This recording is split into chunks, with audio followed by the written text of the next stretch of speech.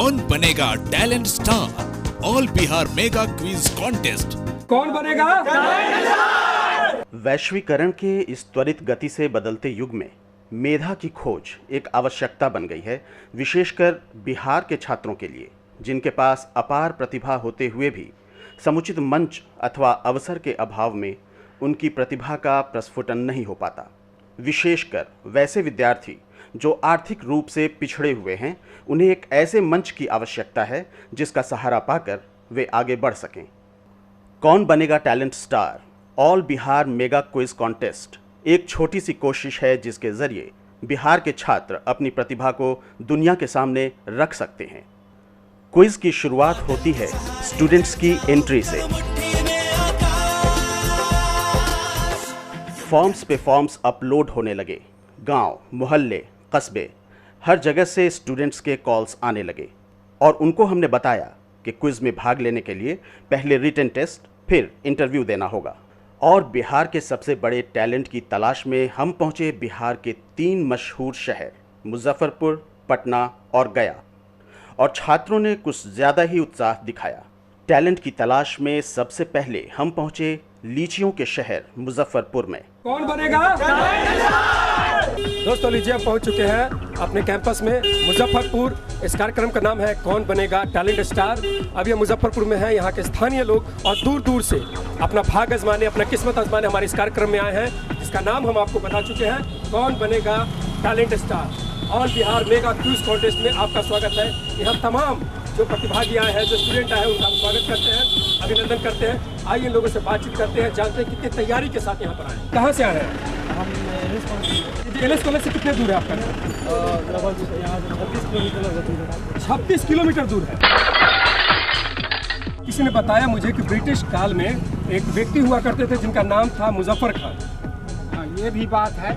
ये उन्हीं के नाम पर ये मुजफ्फरपुर मैंने रखा गया। ये मुजफ्फरपुर जो नाम आप सुन रहे हैं, ब्रिटिश काल में मुजफ्फर खान करके एक अमीन हुआ करते थे, उन्हीं के नाम से इस शहर का नाम मुजफ्फरपुर रखा गया। क्या आपको लगता है कि आप टैलेंट स्टार बन सकते हैं? चांस। मैम, आपका नाम? हरमीत कौर। कहाँ से आई हैं? हाथी चौक के पास। सिकंदरपुर के बारे में कुछ विशेष बताइए। जी, यहाँ मतलब यहाँ एक स्टेडियम है, पंडित नेहरू स्टेडियम। वो नेशनल लेवल पे स्टेडियम है। अगर यहाँ पे कुछ भी प्रोग्राम होते हैं, क्रिकेट मैच, तो वहीं पे होते हैं। वो काफ़ी बड़ा स्टेडियम, उसी से हल्का आगे जाते हैं तो खुदीराम बोस स्टेडियम है, वो भी काफ़ी बड़ा स्टेडियम है। ये सिकंदरपुर स्टेडियम के नाम से फेमस है। मुजफ्फरपुर के बारे में कुछ बताइए। ऑनलाइन एंट्री के अलावा ऑन स्पॉट भी कई छात्रों ने एंट्री की।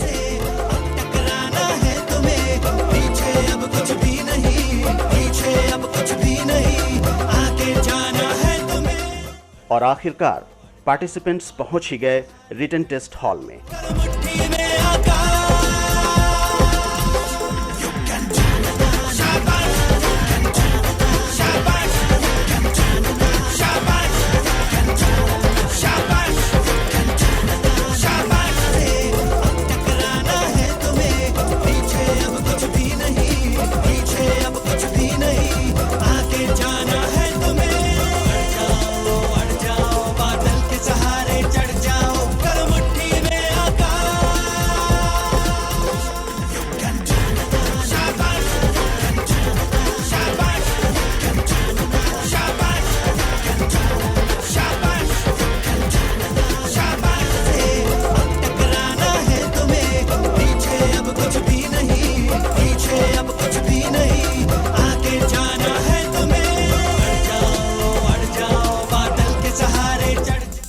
खत्म हुआ रिटन टेस्ट।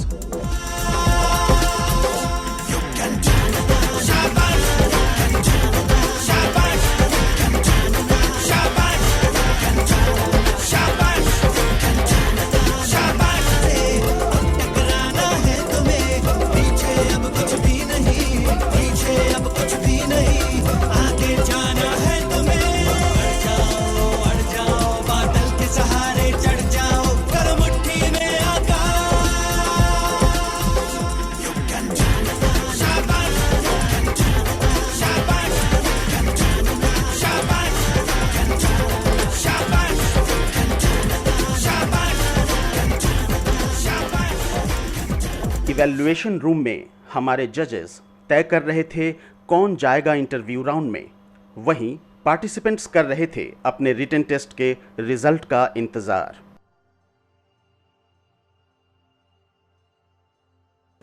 आए दोस्तों, तो देखते हैं कि जो परीक्षार्थी परीक्षा दे करके मेरे पास आ रहा है उनका परीक्षा कैसा गया, उन लोगों से बातचीत करते हैं। मुकेश जी, कैसा गया परीक्षा? अच्छा गया। मैथ्स कैसा था? मैथ अच्छा था। जीके? जीके भी। जीके कोई क्वेश्चन बताइए। जीके में महात्मा गांधी द्वारा फर्स्ट सत्याग्रह जो मतलब आंदोलन चलाया गया वो कहाँ से स्टार्ट हुआ था? वो मुजफ्फरपुर में था ना? नहीं, चंपारण में था। सही जवाब है भाई। अच्छा, मतलब कितना % लग रहा है कि आपका सही होगा? प्लांट कौन है, मतलब रेड ग्रह, लाल ग्रह, तो मार्स वगैरह के बारे में वही सब था। इजी क्वेश्चन सब था, बट टाइम टेकन थोड़ा टाइम कम था। कैसे क्वेश्चन कैसे थे? क्वेश्चन तो बहुत अच्छे थे। तो मतलब कितने क्वेश्चन थे टोटल? 50 थे ऑब्जेक्टिव और 4 या 5 क्वेश्चन थे सब्जेक्टिव। तो मतलब कितना % लग रहा है कि आप सही बनाई होंगी? वो तो रिजल्ट ही बताएगा। गौतम कुमार। गौतम जी, कैसा गया परीक्षा? जी बहुत अच्छा गया, बहुत अच्छा गया। कितना %? जी लगभग 75% आ जाएगा, 75%। जी, आपका नाम? विभा कुमारी। विभा जी, कहाँ से आई हैं?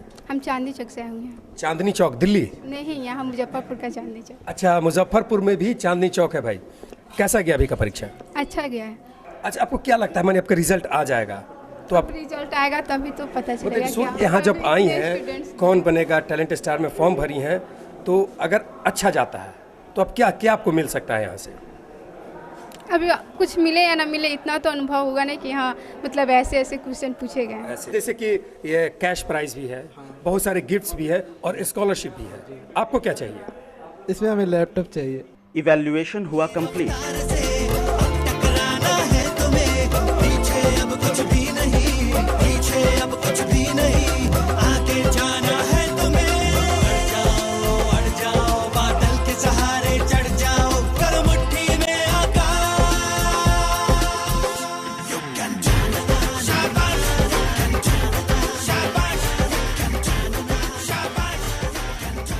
अब जजेस चले सेलेक्टेड पार्टिसिपेंट्स का इंटरव्यू लेने।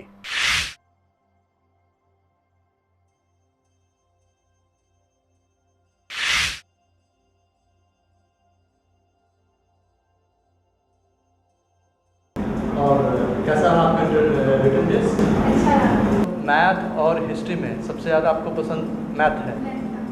मुझे विश्व के 5 प्रसिद्ध गणितज्ञ का नाम बताएं। कैसा लगा आपको? आप सेटिस्फाइड हैं? अच्छा, अब ये बताइए कि आपका भविष्य का एम क्या है, क्या बनना चाहती हैं आप? इंजीनियरिंग करना है। मुझे ऐसा लगा शायद आप भाग्यवादी हैं आपसे बात करने के बाद। तो आपका विश्वास है क्या कि भाग्य से जो होता है वही होता है, कि आपको अपने कर्म पे भरोसा है? मैं जो चाहूँ कर नहीं, कर्म तो होता ही है बट लक बहुत ज़्यादा इम्पोर्टेंट वो भी होता है। लक बहुत ज़्यादा। अगर मैं आपसे पूछूं कि सक्सेस के लिए कितना % लक चाहिए और कितना % मेहनत चाहिए, तो आपका रेशियो क्या है?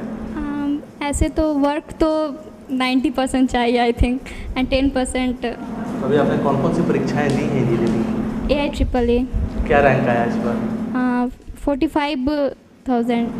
कोई कॉलेज मिला है? कौन सा कॉलेज मिला है? कॉलेज जी, कॉलेज तो मिला है, अभी पता ऐसे नहीं किए हैं। एडमिशन लेना है या नेक्स्ट ऑप्शन? अभी तो इसके बारे में डिसाइड नहीं कर पाए हैं। नहीं, 45,000 तो बहुत अच्छा रैंक है, आपको तो अच्छा कॉलेज मिल जाएगा। यहाँ तो आजकल कॉलेजेस बहुत फ़ी लेते हैं तो इसलिए थोड़ा प्रॉब्लम हो रहा है। तो ठीक है, wish you all the best. What's your name? और आपका क्या क्वालिफिकेशन है? मैम अभी तो मैं 12th पास हूँ। अब मैं IIT के लिए 1 साल और मेहनत करूँगी, उसके बाद फिर IIT का एग्ज़ाम अगले साल मैं फिर से दूँगी। फिर से यानी आप एक बार दे चुकी हैं?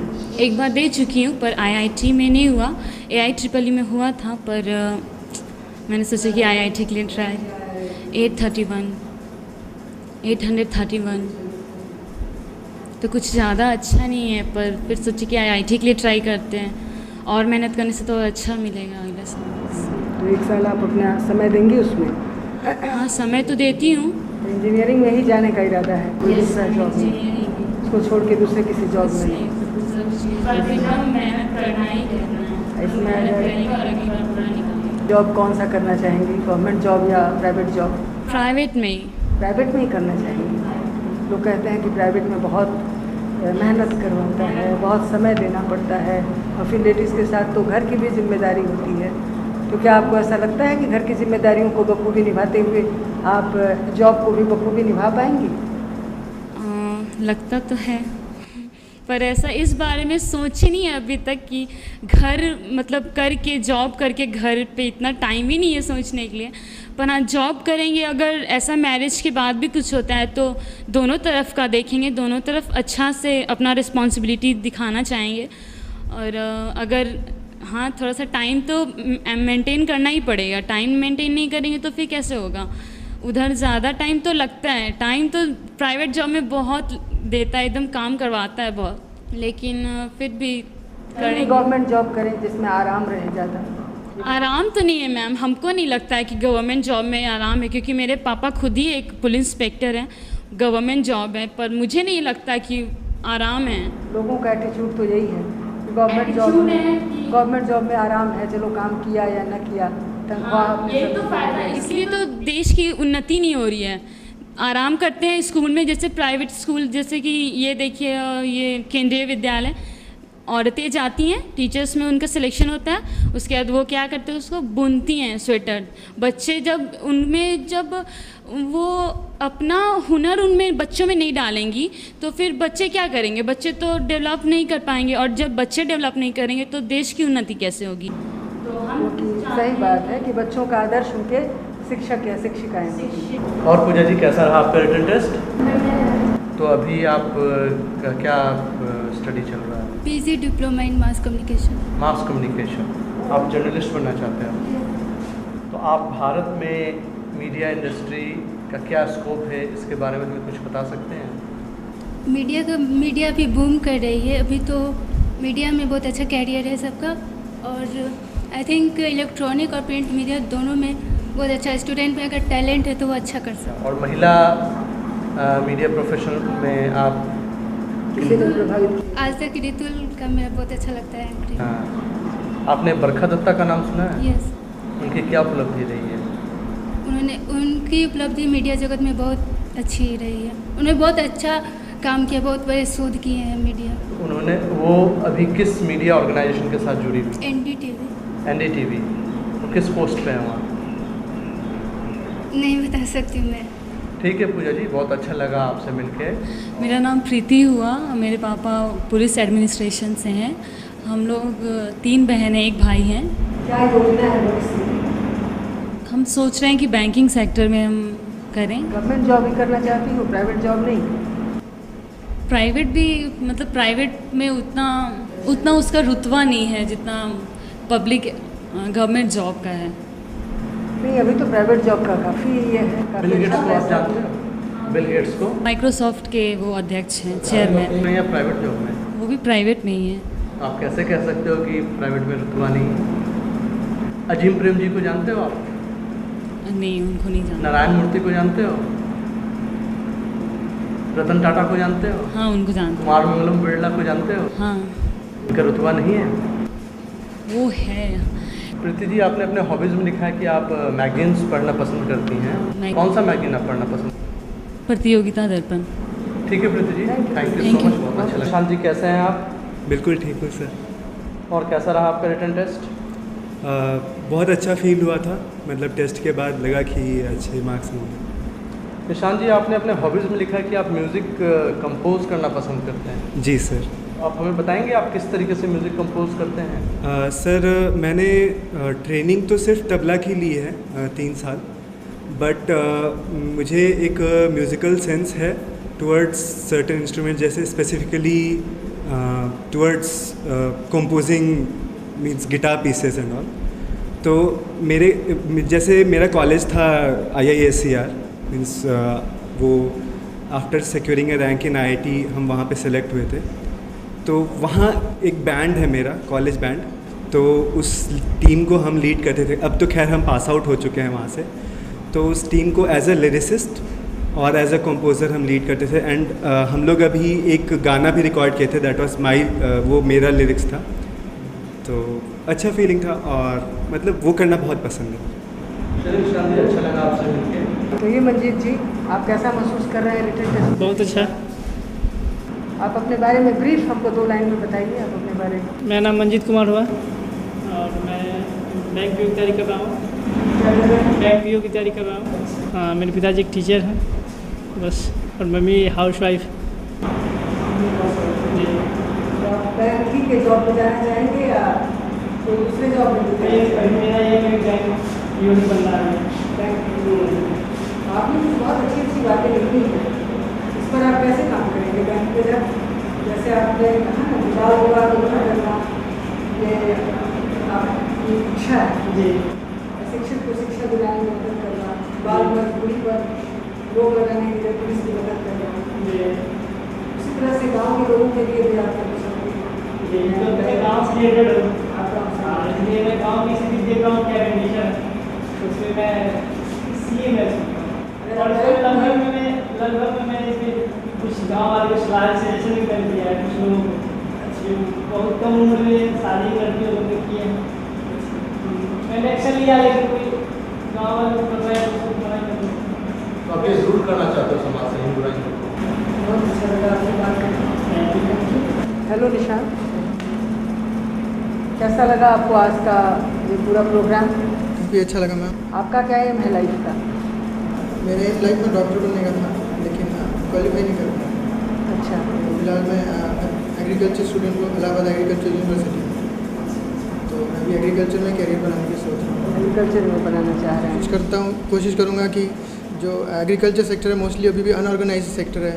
बेसिकली बस किसानों को लोग मतलब काफ़ी नीचा देखते हैं, जबकि मेन जो ऑक्यूपेशन है कंट्री का 60% लोग एग्रीकल्चर डिपेंडेंट ही हैं। तो बस उनको मेन स्ट्रीम से जोड़ने के लिए इनको इंडस्ट्री ओरिएंटेड बनाने का ऐसा मेरा थिंकिंग है। आपने लिखा है कि आपकी हॉबी है पोइट्री।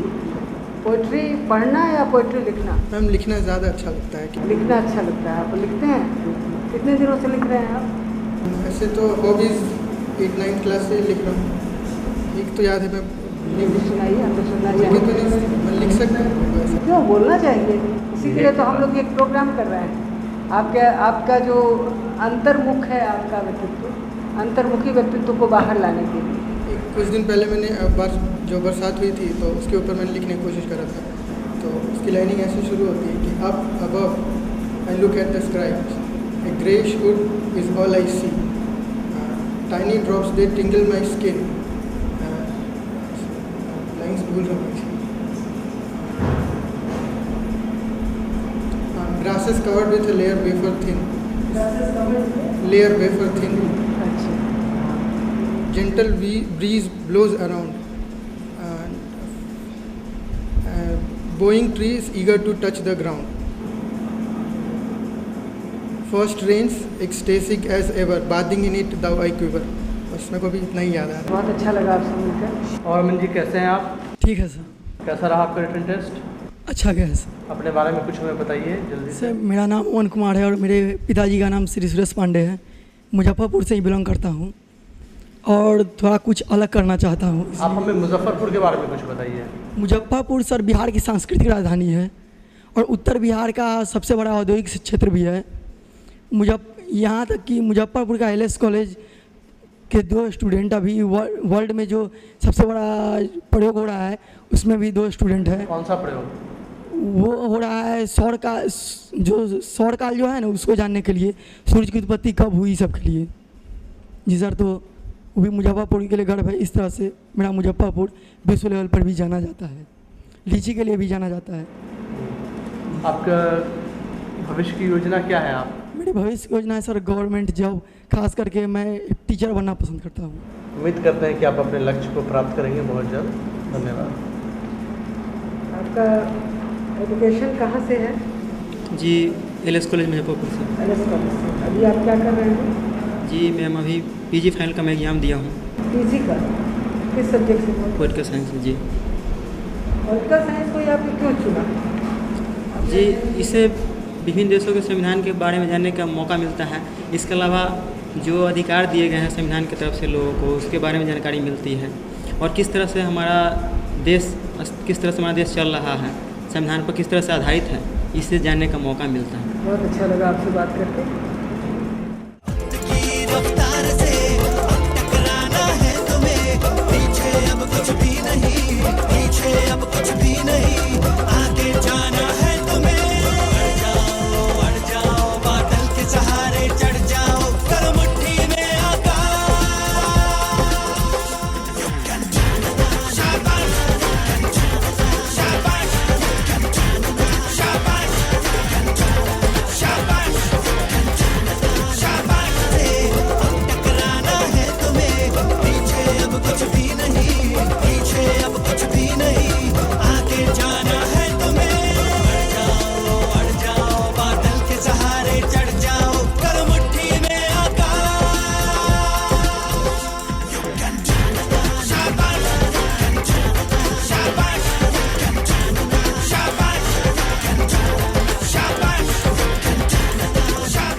इंटरव्यू हुआ समाप्त। आइए देखें जजेस क्या कहते हैं पार्टिसिपेंट्स के बारे में। बहुत अच्छा परफॉर्मेंस रहा।